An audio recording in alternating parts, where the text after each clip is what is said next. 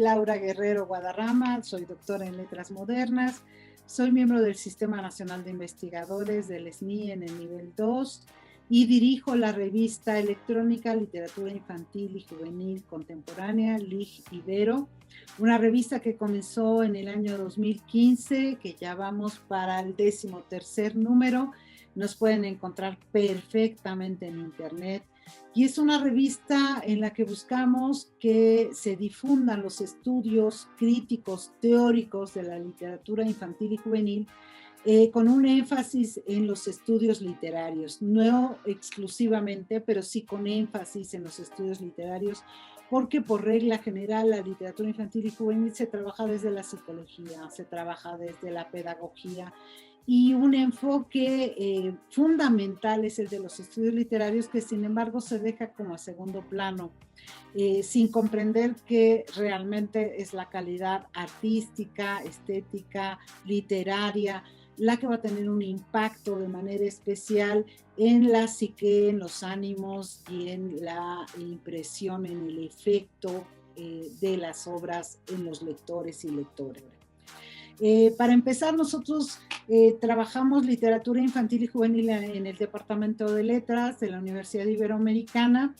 en la licenciatura y en el posgrado. En la licenciatura ya es un curso regular, es un curso establecido, y en el posgrado podríamos decir que es donde ha tenido mayor impacto. Tenemos toda una serie de generaciones que se han dedicado a la literatura infantil y juvenil. Tenemos más de 20 tesis de maestría y doctorado en el área que pueden localizarse en la Biblioteca Francisco Javier Clavijero.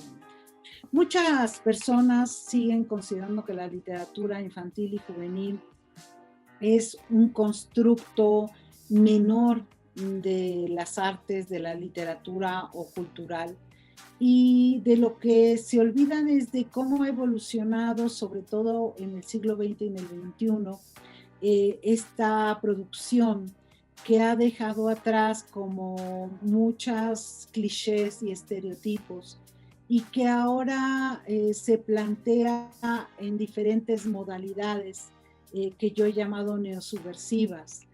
modalidades que rompen con los paradigmas tradicionales, incluso con la noción de infancia y adolescencia que se tuvo durante mucho tiempo, una noción muy arraigada en ciertos grupos neoconservadores que quieren mantener estos conceptos de infancia y de adolescencia con el fin de continuar imponiendo actitudes adultocéntricas por encima de las necesidades, gustos, deseos de nuestros infantes y de nuestros adolescentes. Entonces hay todo un cambio de paradigma que es necesario recalcar, que es necesario difundir,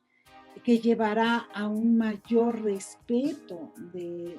estos grupos y a validar sus derechos humanos, que son tan importantes como los derechos de las personas adultas. Y creo que es hora también de que nos demos cuenta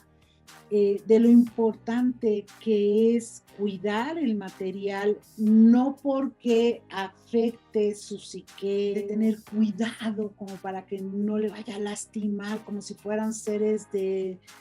papel o de cristal que se van a quebrar. Son personas, son seres humanos que piensan, reflexionan, tienen sentimientos,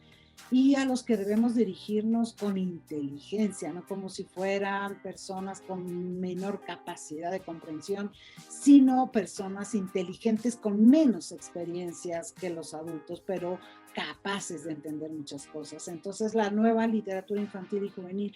apela a ese lector inteligente, a esa lectora inteligente, apela a sus capacidades, a sus competencias. Es una literatura que no se achica, que no es ñoña, que no es edulcorada, que no pretende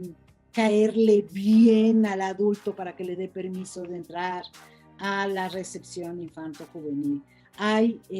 mucha conciencia de que el primer lector de la literatura infantil y juvenil es el adulto, la adulta,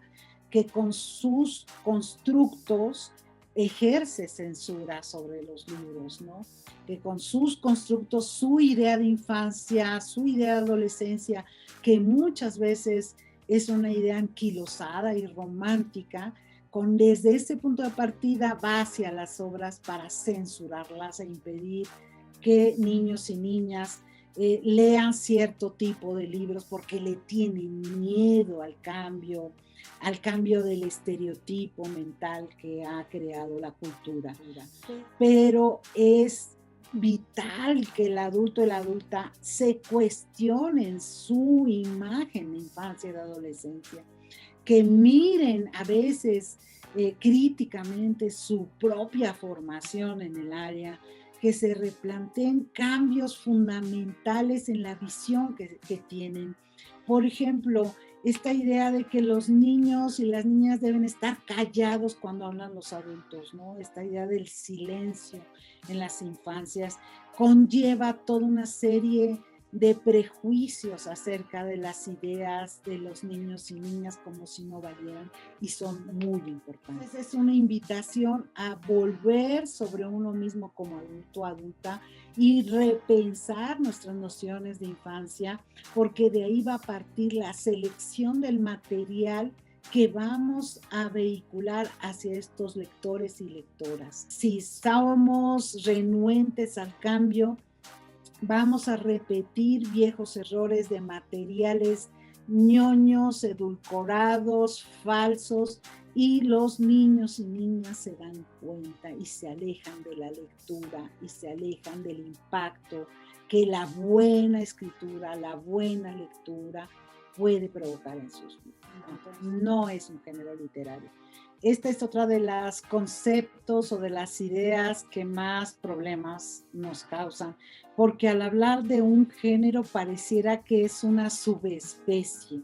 ¿no? Que es algo inferior a la literatura, que hay una literatura que es una cosa muy importante, que está elevadísima, y que la literatura infantil y juvenil es solo un apartado allí de como el género fantástico, el género terrorífico, el género de la literatura infantil. No, la literatura infantil y juvenil es una rama poderosa de la literatura.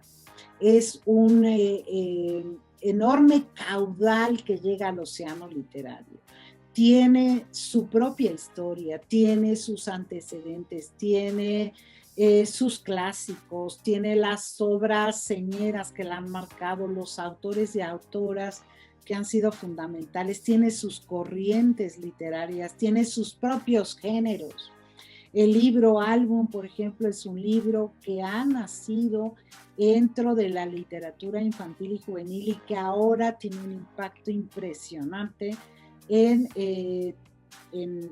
lectores y lectoras adultas de cualquier edad, porque es un género